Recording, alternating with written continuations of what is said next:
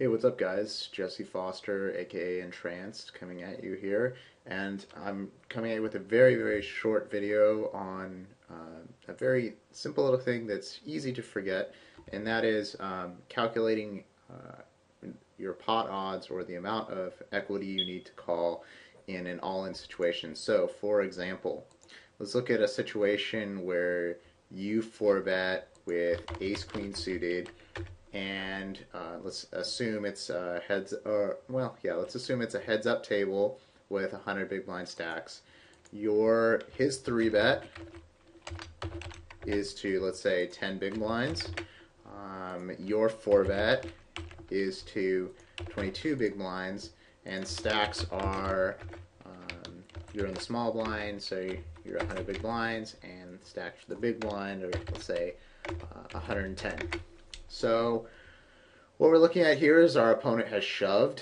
So first thing we need to look at is what kind of price we're getting. So the amount that we have left is our stack minus the amount that's already in the pot. So we have 78 left. So we're risking 78 to win what will be a final pot of 200. So what you need to do is calculate the final pot size. The final pot size, in this case, is just going to be double the effective stacks. So he's got 110, but it's just 100, multiply 100 by 2, and that's going to be the final pot size. Now, if you're playing 6-max or any other game where there's multiple players, you want to take into account the dead money in the pot and add that to the final pot size.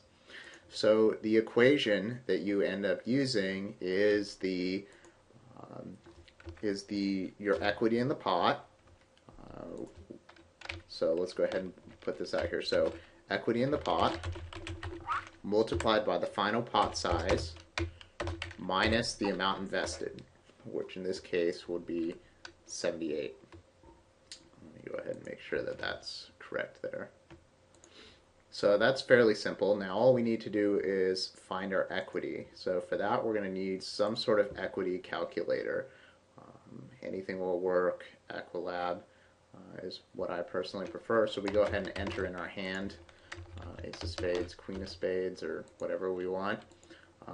And then assign your opponent a range. So this, I'm not going to tell you how to do this, but if you think he's bluffing, add more hands in. And so I would say heads up, this would be like a moderately standard range, something like 9s plus and ace queen, perhaps even wider, but we'll go ahead and put that there. So no bluffs, and we have 39% equity versus our opponent's range. So now we just need to input that into this equation.